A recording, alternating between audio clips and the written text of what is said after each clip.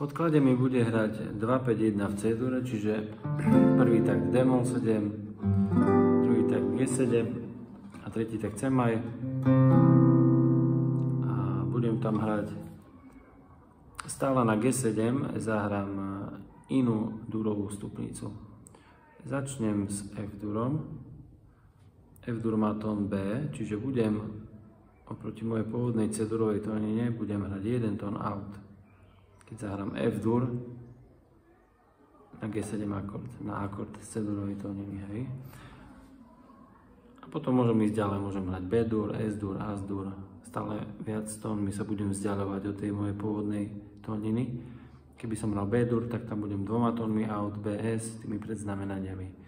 Keď pôjdem S-dur, tak troma BS As, troma tónmi budem von. Keď pôjdem As-dur, 4 tónmi budem von. Začínam zatiaľ iba v F-dur budem.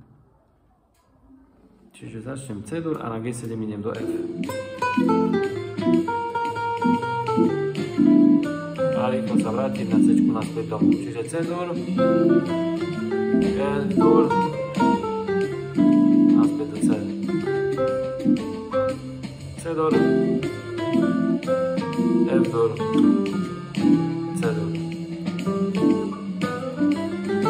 C-dur, F-dur, naspäť do C-dur. Teraz idem do B-duru, budem tam hrať BS. C-dur, B-dur, hej, naspäť C. Čiže zaraz C-dur, B-dur, naspäť do C. C-dur, B-dur a naspäť do C. F-dur, B-dur. Teraz idem do S-dur a naspäť sa vrátim na Eku septimus C-čka. C-dur,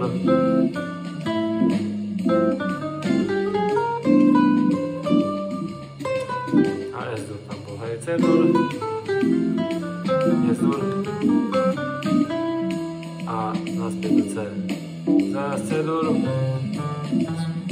S-dur, naspäť. Teraz pôjdem As-dur.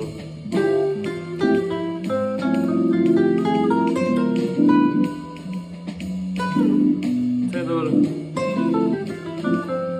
As-dur, naspäť do C-čka. C-dur, As-dur, C-dur, As-dur,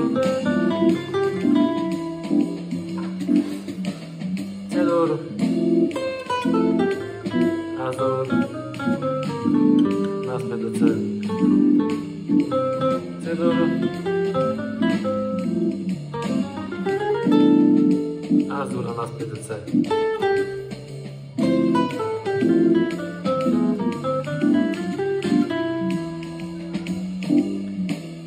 C-dur,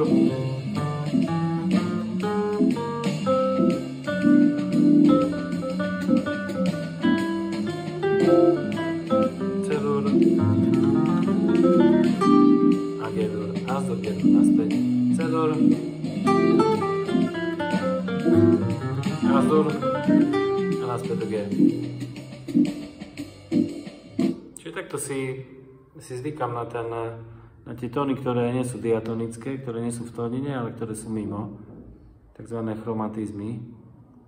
A je to zaujímavé, len si na to treba trošku zvyknúť.